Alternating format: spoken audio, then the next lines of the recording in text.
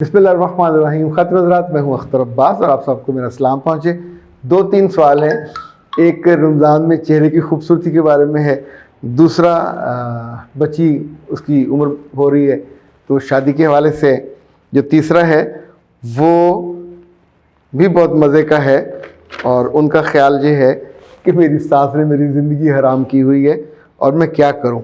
तो इन तीनों को देखते हैं। तीनों में आपके फ़ायदे की भी चीज़ है, थोड़ा मुस्कुराने को भी दिल चाहेगा। अच्छा, एक बात ये बताइए कि आप इतने दिनों से हमारा चैनल देख रहे हो, अब तक आपने लाइक किया कि नहीं किया? अगर आपने नहीं किया तो मेरी टीम का ये कहना कि सर आप इनको बिल्कुल नहीं कहते।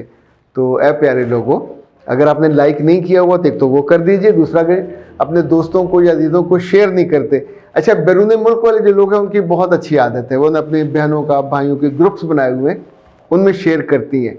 और ख़ास तौर पे जो अमेरिका से या कनाडा से लोग आते हैं या वो फ़ोन पे बताती हैं तो सुन के मुझको भी अच्छा लगता है। तो कभी कभी अब मेरी खुशी का भी हमारी टीम का ये बाकायदा आपसे कहना है कि इसको शेयर भी कीजिए और लाइक भी कीजिए। अच्छा जी, मिस नदीम कहती है सर जी मैं बहुत परेशान हूँ, मेरी उम्र 35 साल हो गई है, अभी तक शादी नहीं हुई, रिश्ता भी नहीं हो रहा, क्या करें? किसी रिश्ता करवाने वाले का नंबर ही दे दें। बेचा सच्ची बात ये है कि इस मौजू पे तो मैं भी बेबस हूँ। इतनी बच्चियों के रिश्ते लोग लेट कराते कराते जब ज़ाहिर है 32, 34, 35, 36 पे चले जाएंगे, 38 पे चले जाएंगे तो मार्केट में आपकी डिमांड कम हो जाती है। हम कहते हैं शेल्फ वैल्यू वो कम हो जाती है। तो इसमें तो अल्लाह की ख़ास रहमत हो, अनायत हो, या फिर किसी जानने वाले का दिल में मेहरबानी आ जाए। इस मौजू पे हमने कुछ वीडियोस बनाई थी, वो ढूंढें ज़रा कि कैसे आप आसपास की जो नेटवर्किंग है, फैमिली नेटवर्किंग है, इसको आजमाएं, अपने दफ्तर की नेटवर्किंग को आजमाएं तो इस मुश्किल से निकले, वरना ये मुश्किल बहुत बड़ी है। और कोई भी इसमें जितनी भी दिल से चाहे आपसे वादा नहीं कर सकता, क्योंकि 30 के बाद का कोई वादा को कर नहीं सकता कि चाहे आप उसे 1 लाख रुपया दें, चाहे 10 लाख रुपया दें, क्योंकि आप उसे जब वो कोशिश करेगा तो होगी, पूरी नहीं होगी, फिर आप लोग गुस्सा करते हो कि जनाब उन्होंने कोशिश नहीं की और गलत मैच दिखा दिया। वो क्या करें, उन्होंने कोई रेडीमेड बना के थोड़ी रखे होते हैं। सो दुआ कीजिए, वीडियो देख के उसमें जो टिप्स बताए थे उनको इस्तेमाल करें, होपफुली आपका मसला। दुनिया उम्मीद पे कायम है, नाउमीदी पे और बेयकीनी पे नहीं। अच्छा जी, मिस फ़ायदा कहती हैं सर जी रोज़े की हालत में कुछ चेहरे की खूबसूरती के बारे में बताइए। वैसे क्या मतलब है इसका? रोज़े की हालत में चेहरे की खूबसूरती वो तो आमतौर पे कायम रहती है, शाम को अलबत्ता खूबसूरती ख़राब होती है, या कुछ और आपका मतलब है? अच्छा, ये कहती हैं कि क्या अगर चेहरे पे बर्निंग हो तो उसका कोई हल हो सकता है? बिल्कुल हो सकता है। एक हल तो उनके पास है जो इसकी करते हैं प्लास्टिक सर्जरी। उससे तो आपके पास अगर अच्छे पैसे हों तो नाक वाक ठीक हो सकता है, जो गाल वाले वो ठीक हो सकते हैं। इंडिया की कितनी अदाकारों ने करवाए, पाकिस्तानी अदाकारें भी माशाल्लाह कम नहीं है, इन्होंने भी करवाए। और जिसके पास पैसे होंगे वो जेदे कर दाने ओदे कमले भी सियाने, वो अपना नाक ठीक कर ले बर्निंग वाले।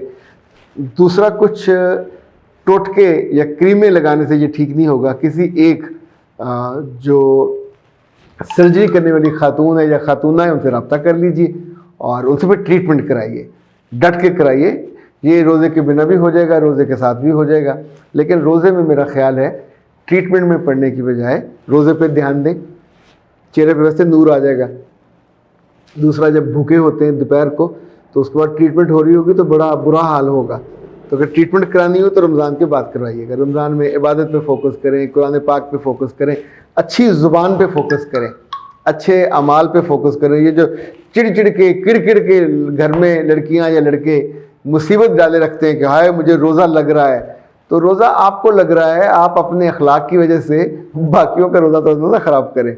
यानी ये जो भी बच्चा या बच्ची, इवन आपकी बीवी अगर तंग करे कि हाय मेरा लड़ने को दिल कर रहा है, मेरा बदतमीज़ी को दिल कर रहा है, तो उसको रोज़े का कोई कसूर नहीं है, उसका अपना दिमाग ख़राब है और अपनी उस पर गुस्से पे या मिजाज पे काबू नहीं है।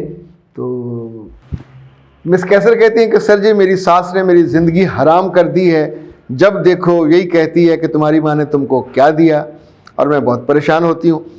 मेरे बच्चे, ना तो आप अपनी माँ हो اور نہ آپ اس بات کا جواب دے. انہوں نے کہا جی میری اماں کو فون کر لو, جو چیز چاہیے پہلی لسٹ دے دیتے, اگر وہ افورڈ کر سکتے تو دے دیتے. ابھی تو جو انہوں نے مجھے دیا وہ تحفہ ہے اپنی بیٹی کو اور ساتھ اپنے بیٹے کو, داماد کو.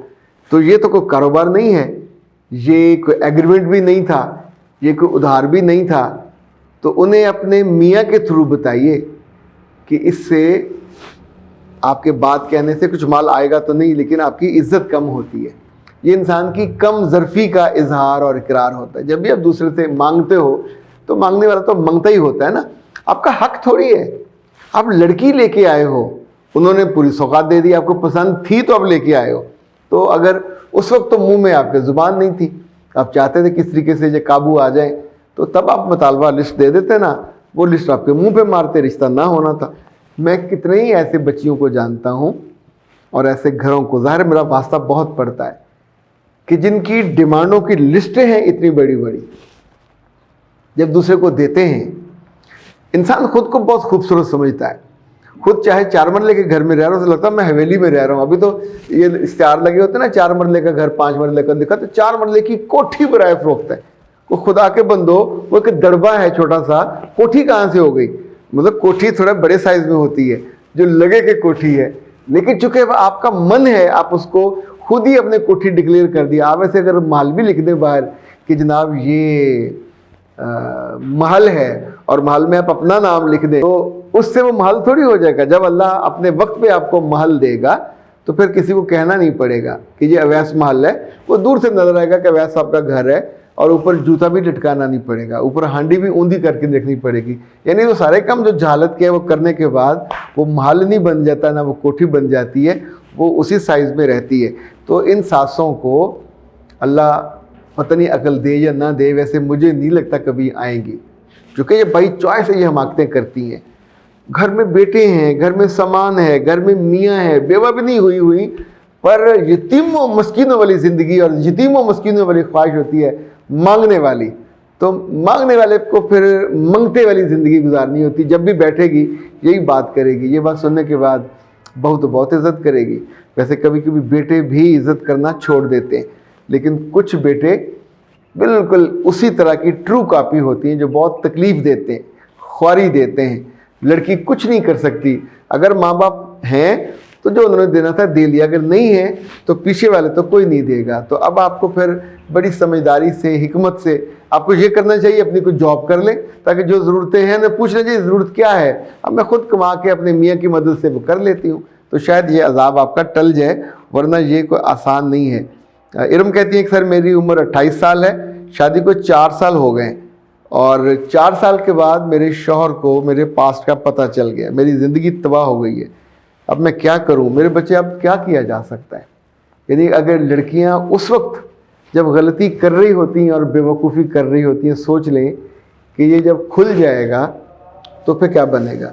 میری ایک فیلنگ نہیں ہے, گٹ فیلنگ ہے کہ کچھ غلطیوں پہ اللہ تعالیٰ درگزر کرتے ہیں, معاف کرتے ہیں, پردہ ڈال دیتے ہیں, بچی کی حیا رہنے دیتے ہیں.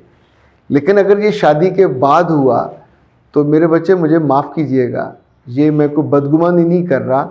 جب لڑکی غلطی کرنے سے باز نہیں آتی, اور شادی کے بعد بھی, یعنی میں کچھ کیسز میں نے ایسے بھی دیکھے کہ شادی سے پہلے لڑکی اس رشتے کو توڑتی نہیں ہے, یہ بھی پلان کرتے ہیں کہ شادی کے بعد ہمارا تعلق چلتا رہے گا, تو اس کو تو پھر بیٹا رسوائی بھی ملنی ہے, بدنامی بھی ملنی ہے, اس کی زندگی عذاب نہیں ہوگی, جہنم نہیں بنے گی تو کیا بنے گی.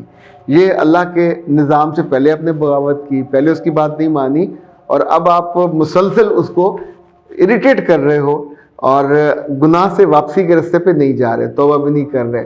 تو جب آپ غلطی کرتے رہتے ہیں تو پھر پردہ چاک ہو جاتا ہے. اور یہ ہوتا تب ہے جب لڑکیاں یا لڑکے اپنی اس غلطی سے باز نہیں آتے.